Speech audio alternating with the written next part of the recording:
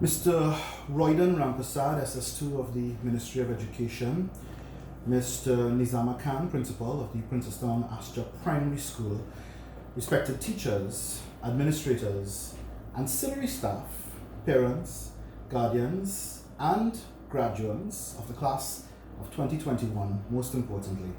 Assalamu alaikum and good morning. It is indeed my pleasure to be able to share in this special day with all of you. I am sure that everyone is familiar with the saying that the only constant in life is change, meaning that nothing remains the same for long. And change, whether we accept it or not, is inevitable. So it makes sense, therefore, that success would come to those who have the mindset to embrace change, sometimes be the one to drive it, and to have the courage to act on it. As host of a podcast called Trini Inspiration, I actively seek out and converse with people whose actions have either been the inspiration for change or who themselves have been inspired by whatever change was affecting them or their lives. And I know as well, all too well, that few things can inspire us like a well-told story, and that the best stories are born not of fiction, but of real-life inspiration. So permit me this morning to call some names and use some real-life people and their stories as examples to share a few key points with you on the subject of change and what can happen when you embrace it in all its forms. First point, success equals survival. Surviving the change, Leanne Das. So let me begin by telling you about Leanne Das, who is a dance teacher, choreographer, lead dancer, and founder of a dance group called the 411 Dance Theatre. See, when the pandemic hit and dance classes and performances were cancelled, Leanne could no longer earn her wages from tutoring nor from booking performances, as everything entertainment-wise was cancelled. But you see, Leanne is quite resourceful and determined. So despite the difficulty in online dance classes where observation in every movement is crucial and timing must be impeccable, Leanne taught every member of the group individually just to ensure the quality and execution was maintained. She also continued to, quote unquote, perform for events and organizations by pre-recording her dance routines. She even managed to stage her group's annual concert virtually despite the aforementioned challenges and despite having to perform to an empty auditorium. She was able to get the job done, to teach her girls, and to help them to fulfill their dreams, especially for those who were looking forward to performing at the annual event. Now, long before the concert though, Leanne had stopped earning nearly enough, as many of her young dancers could no longer make fees. Their parents were either out of work or strapped for cash. But classes continued nonetheless at Leanne's expense, while she searched for ways to pivot through the pandemic. Her day job as an esthetician was also forced closed, so no income there either. She went on to launch a new business during the pandemic, making professionally packaged pepper sauce using her husband's recipe. And though the flavor was incredible, the market, as you know, was stagnant. So that business is now strictly made to order. Meanwhile though, Leanne continued by pursuing digital marketing education, and she became qualified during the period so that she can now offer these services for companies looking to outsource, while at the same time she also returned to the workforce as a full-time marketer for an American company operating digitally, locally. Now, I share Leanne's story with you this morning because sometimes success simply equals survival. Sometimes you simply have to survive the change. We as a society have romanticized success to the point where many of us imagine success only as grandiose things: mansions, money, power, scholarships, degrees, passing for your first choice. Yet the truth is that sometimes being successful means being able to survive, to keep your head above water, to breathe, to eat, to live, to make it to the next day, to the next exam, to the next assignment, to the next phase. We have been bombarded by messages as well encouraging us to use this pandemic time to learn a new skill, for instance. But this assumes that our basic needs are taken care of and that we can afford to pursue that skill. But this isn't the case for everyone. So I urge you to be careful of how you think about success, because you may inadvertently feel inadequate or like you haven't done enough when what was really required was just survival. Your survival, your ability to make it to the exam room despite a pandemic or pandemic-induced poverty or other hardships and difficulties, your ability to graduate today, regardless of the school that you eventually pass for, that is success. Survival is success until better can be done, until situations change or improve. So on that note, I say congratulations, graduands, teachers, and parents, for you have survived. My second point is that success is purposeful. Change can sometimes redirect your success. Allow me to tell you about Miss Karen Ascarali. My former teacher at ModSec in San Fernando, Miss Ascarali, is also a survivor. Miss Ascarali was my form teacher in Form 3 at what is now San Fernando Central Secondary School. She was a victim of gun violence, which saw her chin, her jaw, her tongue, and part of her chest being maimed by a bullet from a robbery gone wrong. Her face had to be reconstructed, and her life would be changed forever. Whilst laying in hospital, unable to speak, she started writing to communicate. And when discharged, even when she could use her voice again, she continued to write to express herself and to heal. I am proud to tell you that Ms. Ascarali is now a full-time author and motivational speaker, having penned books like From Lion to Lamb, Bounce Back Better, 10+1 Key Steps for Building Resilience, and her latest publication called Hot Cocoa on a Rainy Day, which is a local multi-story publication that is very similar to the Chicken Soup for the Soul series of books, but the local version. You see, although Miss Ascarali occupied the noble role of an educator, a gunshot brought change, which saw her transition from teaching students to inspiring the world. And yes, I said the world because she was nominated for the 2018 BBC Outlook Inspiration Award. Simply put, meaning that she was nominated as one of the most inspiring people on the planet for the work that she had done to heal herself and others who were also victims of gun violence. Ms. Ascarali went from teaching the science of chemistry to teaching people how to have chemistry and a relationship with God, with others, and themselves. Now, she could have waved a white flag of surrender when she lost her life savings, her friends, her job as a teacher, and her father all at the same time. But she accepted that this change was due to God having a different plan for her, and so she persevered.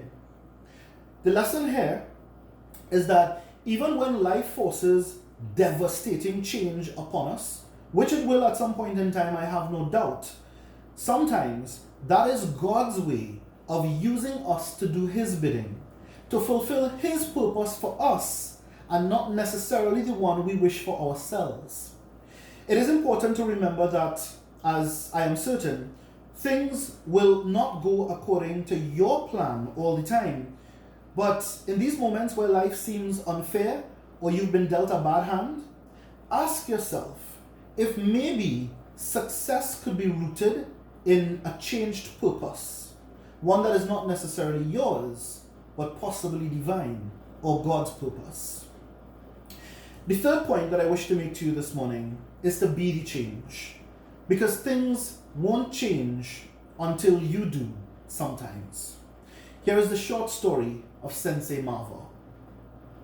Another woman of God is Sensei Marva, who runs the Ryu Dan Dojo in Enterprise. She grew up as poor could be, coming from a place called Posey Lane in Chaguanas. She became a runner, not because she liked sports particularly, but because it provided shoes, which she, neither her sisters, had. Her house had so many holes that you could see inside the house while standing outside on the road. One of her brothers unfortunately succumbed to the temptation of turning to crime as an outlet to survive. And this was a turning point in Marva's life. Sensei Marva, despite her circumstances, would go on to become qualified in a variety of fields, including martial arts, and would then build a strategic and life-altering relationship with the US Embassy in Trinidad and Tobago, who then partnered with her to help lift her community and the students of her dojo out of a life of poverty and crime. You see, sometimes all it takes is one person to make a difference, one person to be the change and to lead the change, and that person could be you. Sometimes things don't change, you have to. Sometimes things won't change unless you do. My fourth and penultimate point says, change the definition of success in order to make a difference. This is the story of a social media entertainer by the name of Jamel the Entertainer. A local comedian named Jamel the Entertainer has long been enjoying success of his skits and his sketches on social media, racking up hundreds of thousands of views on each video, tens of thousands of fans and followers, and thousands of comments, likes, shares, etc. By local social media influencer standards, Jamel was a huge success, with his art form having learned how to successfully navigate the various platforms with appealing content and clickbait type thumbnails. But as of last year, during the pandemic, Jamel deliberately changed his approach to content from comedy to what we will call conscious humor. Now, he is still funny, but instead of creating content just for laughs and likes, Jamel has started to post content which tackles social, human, and political issues. He decided that he wanted to use his sphere of influence not just for laughs, but to really cause people to think and to ask questions. His engagement numbers, like shares, etc., have dropped a bit, but his impact is unquestionable. He continues to remain a success. In fact, now his success has very little to do with big numbers and more to do with huge impact. And there is a difference.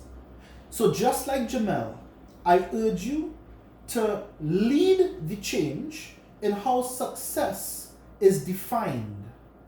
You have to realize that sometimes real success is not determined by metrics, analytics, and numbers, but by the difference that you could make in somebody's life.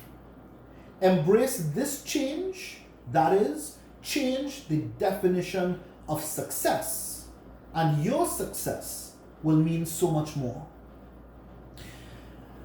And our fifth point this morning is that sometimes you could have the right recipe, but the wrong presentation.